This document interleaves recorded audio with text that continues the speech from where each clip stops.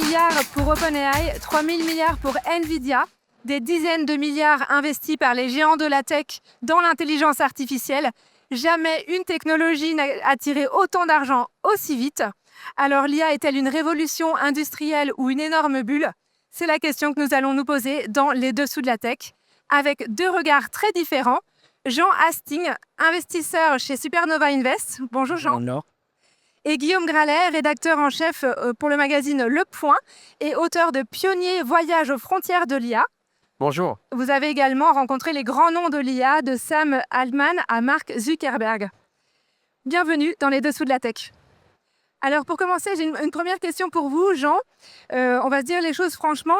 Quand on parle d'IA aujourd'hui, est-ce qu'on est lucide ou est-ce qu'on est euphorique? On est euphorique, bien sûr, et on essaye de rester lucide. On est euphorique parce qu'on a affaire à un cycle technologique qui est très transformant. On a les montants que vous avez mentionnés, on a des croissances records chez les startups. Donc bien sûr, on est euphorique et en même temps, on est lucide. Je pense que la bulle, elle est assez évidente. Ce que je remarque quand même, ce que j'aimerais noter, c'est que cet été, on parlait beaucoup de bulles. Et aujourd'hui, depuis la sortie des derniers modèles d'Anthropic, depuis quelques mois, il y a plutôt une sorte de fébrilité pour ne pas manquer la vague qui est arrivée. Donc c'est comme ça que je nuancerai un petit peu. Et donc les valorisations actuelles, est-ce qu'elles reposent sur du réel ou est-ce qu'on est plutôt sur une croyance collective? Je crois qu'il y a du réel. Si on regarde les croissances de ces startups, par exemple Anthropic qui a atteint 20 milliards de revenus récurrents en seulement 5 ans, c'est assez remarquable. Il y a beaucoup d'autres exemples. Donc il y a du tangible. Il y a aussi des croyances. Les fonds qui investissent dans ces startups essayent d'investir dans des futurs mastodontes. Et on a vu récemment que les valeurs publiques, les plus grandes entreprises de la tech, avaient atteint plusieurs milliers de milliards de valorisation. Ouais. Et comme le plafond a augmenté, les fonds d'investissement sont prêts à investir plus cher aussi au début de l'histoire. Donc si je vous dis que l'IA est survalorisée, vous me dites que j'ai tort aujourd'hui. Non, je pense que vous avez raison. En moyenne, c'est vrai. En revanche, les fonds ont pour mission justement de trouver les exceptions et les valeurs qui vont réussir à sortir de la règle, c'est-à-dire être non pas survalorisées, mais atteindre des résultats exceptionnels. Moi, ce qui me marque quand même sur le sujet de la valorisation, c'est pas seulement les montants, mais aussi la vitesse des transactions qui vont de plus en plus vite. Et il y a quand même encore beaucoup de questions ouvertes sur l'IA et sur les startups IA. Donc, je pense qu'il est nécessaire aussi de prendre un petit peu de temps pour faire ces analyses de marché avant d'investir. Merci Jean. Guillaume, vous avez rencontré ces dirigeants qui portent cette révolution. Est-ce qu'ils croient vraiment à ce qu'ils disent ou est-ce qu'ils construisent un récit? Je pense notamment à Sam Altman qui parle de sauver l'humanité. Est-ce qu'on est face à une vision sincère ou un peu sur une stratégie? C'est une super question. Alors, je pense que ça dépend vraiment, et c'est ce que j'essaye d'expliquer dans le livre Pionnier, dont vous parliez tout à l'heure. Je pense que ça dépend vraiment des individus. Et en fait, il y a autant de points de vue, de perspectives qu'il y a d'acteurs de la tech. Et si certains d'entre eux, alors peut-être ceux qu'on entend un peu trop, le plus, j'ai envie de dire, ont tendance à considérer l'intelligence artificielle comme une religion, comme une fin en soi, cette fameuse AGI, vous savez, cette intelligence artificielle, ce stade encore hypothétique à partir duquel l'IA serait au moins aussi forte, voire plus forte que l'homme dans la totalité de ses capacités cognitives, soit brandie justement comme un étendard, comme une perspective qui permet de lever des fonds.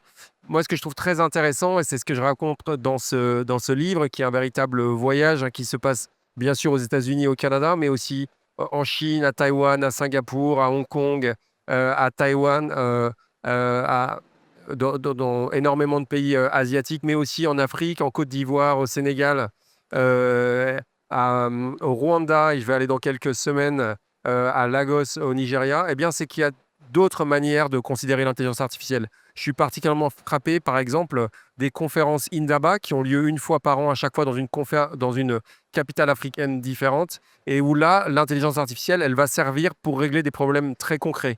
Mieux informer les agriculteurs, par exemple, prévenir des catastrophes climatiques. Tout ça, c'est fait de manière ouverte. Tout le monde publie ses recherches, ce qui n'est pas toujours le cas des grandes entreprises américaines. Et ça se fait dans un esprit collaboratif qui peut inspirer le reste du monde. Quand on est dans cet état d'esprit, l'état d'esprit aussi des Français, des Européens qui quittent les fameuses big tech dont on parle trop aussi, pour recréer quelque chose qui a du sens autour de la souveraineté, et j'en parle volontairement ici au FIC, là, on a un véritable but, on a quelque chose qui peut donner sens. Mais lorsqu'on considère qu'on a une mission et qu'on doit sauver tout seul l'humanité et et que cette mission dont on nous parle, c'est une mission quasiment qui ne fait pas forcément rêver, c'est-à-dire qui va bénéficier à certains, un petit nombre d'entre nous, mais pas à la totalité de Oui. l'humanité, je pense que ça peut être assez dangereux. Donc c'est pour ça que je pense que c'est important de questionner quelles sont les volontés, quelles sont un petit peu les missions que se fixent ces géants de la tech. Et à chaque fois, je leur pose la question,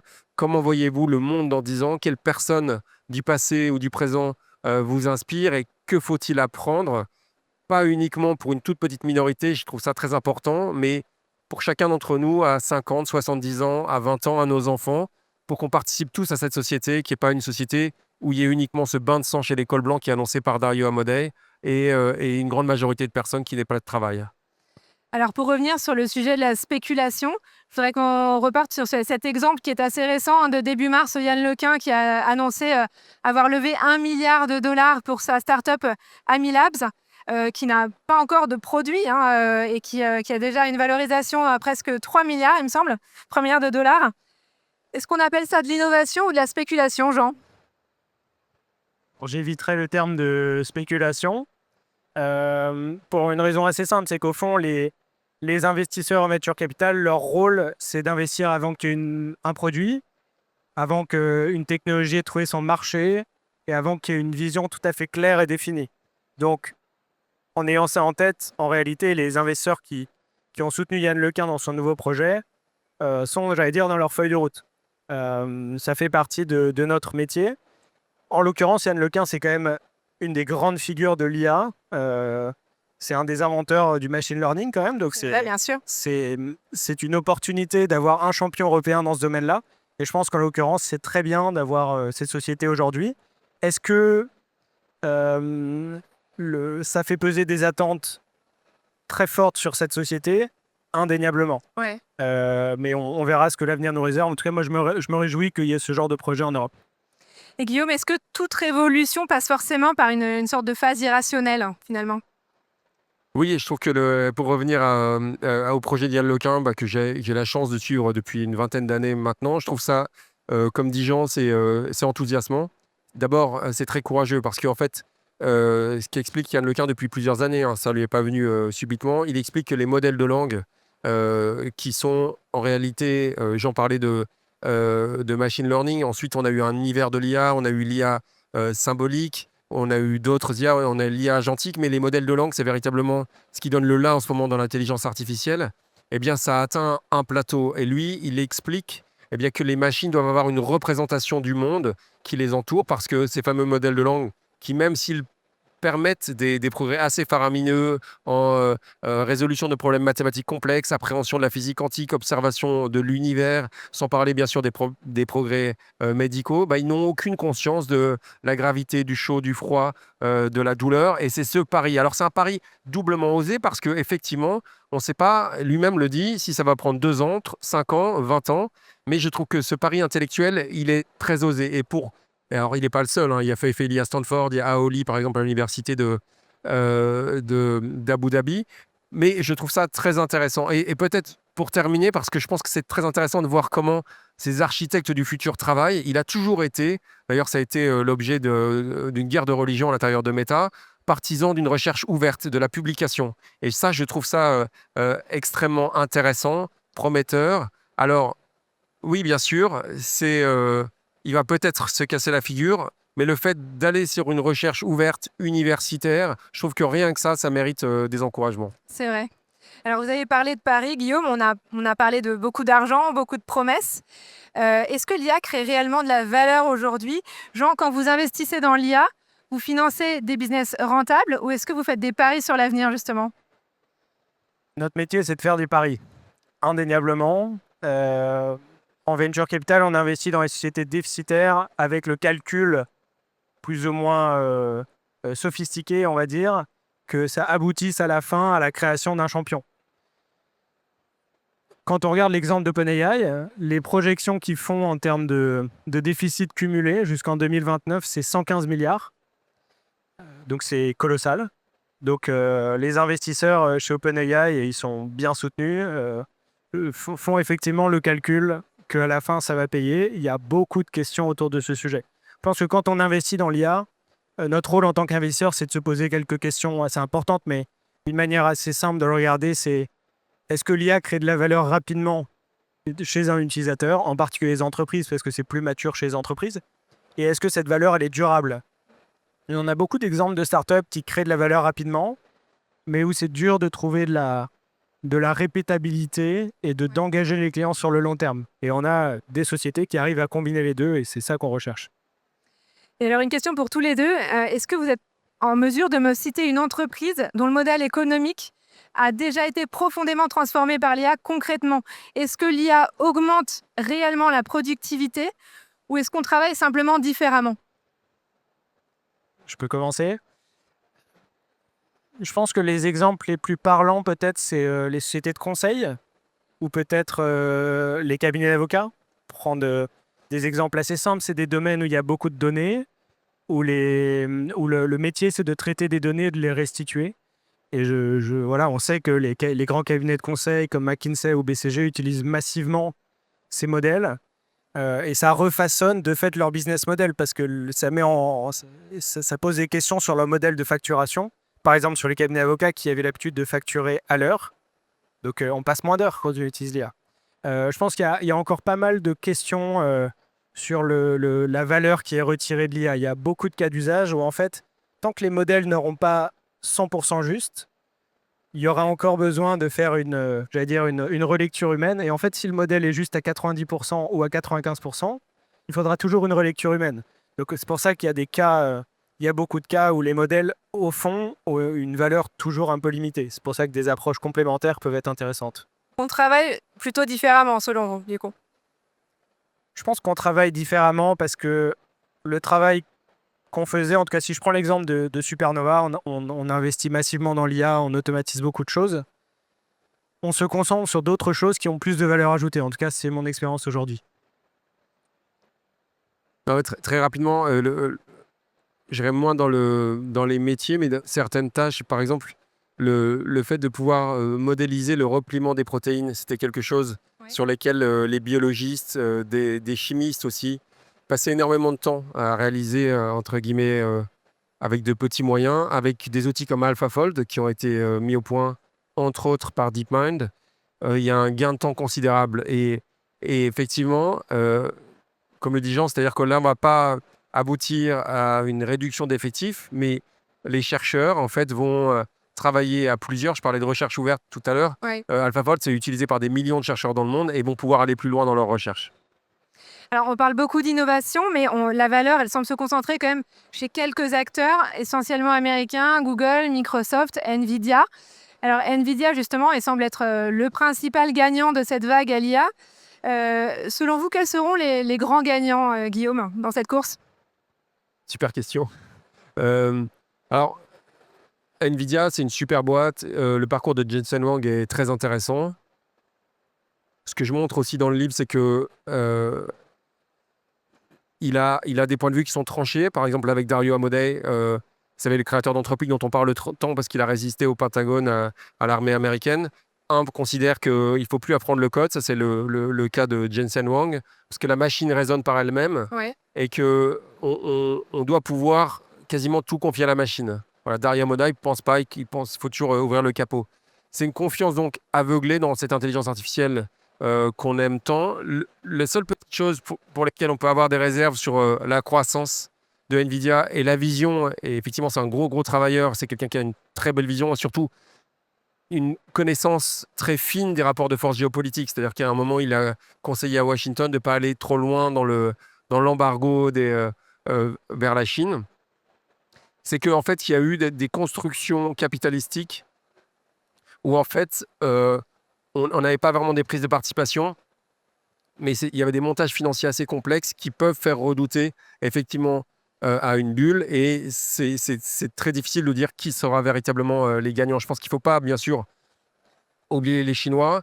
Je parlais des initiatives africaines, alors bien sûr, ce sont des très petits par rapport à tout ce qu'on connaît aujourd'hui en Chine et aux États-Unis. Mais il y a tout un mouvement aussi de chercheuses et chercheurs français qui ont quitté des big tech et qui créent des choses très intéressantes ici en Europe. Je pense que si on commençait à leur faire confiance, à célébrer nos scientifiques comme des rockstars, j'ai envie de dire, eh bien, ça pourrait être un début de solution. Et encore une fois, c'est très important. La meilleure, de le rappeler ici à Lille, la meilleure leçon de scientifique français et européen que j'ai eue, elle m'a été donnée par un Indien qui s'appelle Aravind Srinivas, c'est le co-créateur de Perplexity.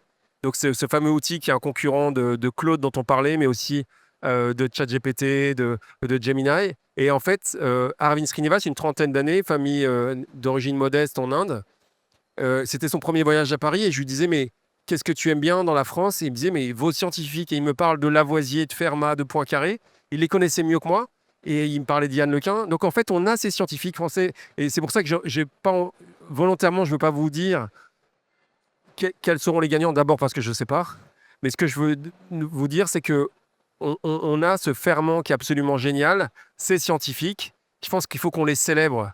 Il y a cette phrase de Alain Aspect, prix Nobel de physique 2022, qui a joué un rôle clé dans l'intrication quantique, qui dit que sans les physiciens français et européens des années 30, 1930, hein, c'était il y a 100 ans, ils se réunissaient en Belgique à l'hôtel Météor. Alors, vous avez cette fameuse photo absolument géniale de 1929, congrès de Solvay, on voit Marie Curie, Albert Einstein, on voit l'ancêtre Picard. Enfin, je fais très vite, mais ce que je veux dire, c'est que si on fait confiance à nos scientifiques, on aura peut-être ces gagnants. Donc, l'histoire n'est pas encore écrite.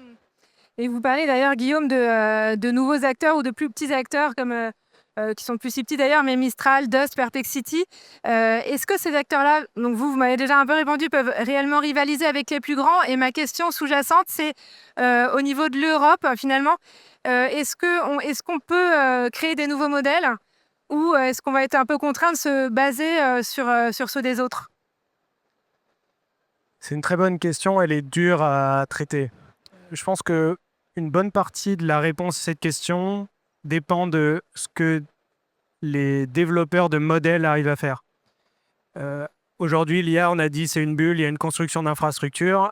La grande différence potentiellement, c'est que ceux qui ont construit les rails, ceux qui ont construit les fibres, n'ont pas capturé la valeur. Et ici, ceux qui construisent l'infrastructure, donc les modèles, pourraient capter la valeur. Et c'est déjà ce qu'on voit avec Claude Anthropic, qui développe des cas d'usage entreprise au-dessus de son modèle. Et on est dans un cas où, en fait, on ne sait pas encore si les développeurs de modèles sont en train de développer une commodité et seront un peu comme le TSMC, le géant taïwanais qui fait les puces et qui, au fond, ne capte pas beaucoup de valeur dans la chaîne de valeur, ou bien si, à l'inverse, ils vont aussi aller sur la partie applicative. Je mentionne ça parce que je pense que ça a un impact fort sur ce qu'on va réussir à faire en Europe. En Europe, on va probablement essayer plus d'aller sur la partie applicative, même si on a Mistral qui est un beau champion local sur les modèles. Et je pense que ce transfert vers l'applicatif sera aussi facilité parce que certains modèles seront adaptés à certaines tâches. On ne va pas utiliser le modèle le plus sophistiqué pour faire quelque chose de simple. Et donc aujourd'hui, les startups vont devoir faire appel à des modèles variés. Et donc il y a la possibilité de développer une autonomie stratégique importante. Alors, pardon, vous aviez fini? On a parlé de valorisation. Et si les revenus ne suivent pas, est-ce qu'on peut imaginer qu'il y aurait un crack? Est-ce qu'il peut y avoir un crack, Jean? Alors c'est possible. Les valorisations des entreprises technologiques ont représenté la majeure partie de la croissance du S&P 500 l'an dernier et depuis 2 ans. Donc on voit bien que les marchés publics sont dopés à l'IA. Et on voit que récemment, Nvidia a eu son earnings call. Ils ont eu des résultats exceptionnels et le stock n'a pas bougé. L'action n'a pas bougé parce qu'en réalité, la valeur de l'action incorpore déjà les résultats exceptionnels de Nvidia. Donc on voit que tout ça est fragile. Et si les résultats toussent, le marché va mal se porter. Je note quand même un point, c'est que contrairement à d'autres phénomènes de crack qu'on a pu constater, la majorité du cash qui sert à financer l'infrastructure, il sort de la génération de cash de Google, Meta, Amazon, etc. Ça ne vient pas de près. Donc ça permet un peu de relativiser la peur qu'on pourrait avoir d'un crack. Alors peut-être une dernière question pour tous les deux. C'est un sujet qu'on aborde assez peu finalement quand on parle d'IA. Le modèle de l'IA actuel est-il soutenable énergétiquement?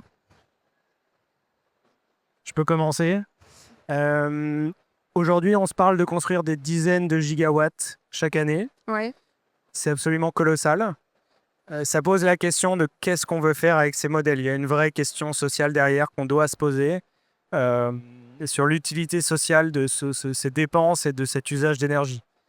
Il y a quelques points qu'on peut souligner. Le premier, c'est qu'il y a des gains énergétiques qui sont soulignés. C'est Google qui a annoncé récemment une réduction de 30 fois le coût énergétique d'un prompt en une seule année. Donc, il y a de Progrès. bonnes dynamiques. Après, il y a l'effet rebond aussi qu'on connaît. Et je dirais une deuxième chose, c'est que le développement de l'IA est quand même contraint par des phénomènes physiques. Par exemple, les puces, on les produit avec des machines faites par ASML. Ils en font 60 par an. Ouais. Et ils ne peuvent pas augmenter cette production significativement. Donc, il y a des freins physiques qui vont faire que, qui vont agir comme des refroidisseurs du système naturel. Guillaume? Non, mais je pense que Jean a été très bon, c'est la voix de la sagesse qu'on a cet après-midi et il a raison. Je pense que sur ces travaux, sur cette problématique, il y a les travaux d'une chercheuse qui est absolument fabuleuse qui s'appelle Sacha Lucioni, Oui. qui est née en Ukraine, qui a fait ses études en France, qui travaille au Canada, à l'Université de Montréal, entre autres, et qu'on peut suivre. Alors, elle se plaint elle-même d'avoir accès à peu de données. Donc, on voit bien qu'il y a quand même un souci. Heureusement, comme le dit Jean, il y a certains progrès technologiques. Et puis, il y a certaines bonnes nouvelles. J'ai eu la chance pour le magazine Saison et pour Le Point de me rendre en Norvège dans un data center qui est abrité par une montagne, qui est une ancienne base de l'OTAN. Alors effectivement, on utilise beaucoup d'énergie hydroélectrique pour refroidir les data centers. Tout ça, c'est enthousiasmant. Mais si on a effectivement cet effet rebond avec une consommation qui explose derrière, on n'a pas réglé le problème. Donc je pense qu'il faut faire encore... d'abord faire attention à notre consommation. Ouais. Et puis continuer les recherches pour avoir une technologie, j'en parle un peu au début, qui ne nous détruise pas mais qui soit au service de l'homme. Merci à tous les deux pour cette discussion passionnante. On le voit bien, entre révolution et bulle, la frontière reste floue. Mais une chose est sûre, ce qui fait les grandes transformations, ce n'est pas seulement la technologie, ce sont aussi les humains qui y croient. Et la vraie question n'est peut-être pas l'IA va-t-elle changer le monde, mais plutôt qui est en train de le façonner et dans quel intérêt. Merci à toutes et à tous de nous avoir écoutés. À très bientôt dans les Dessous de la Tech.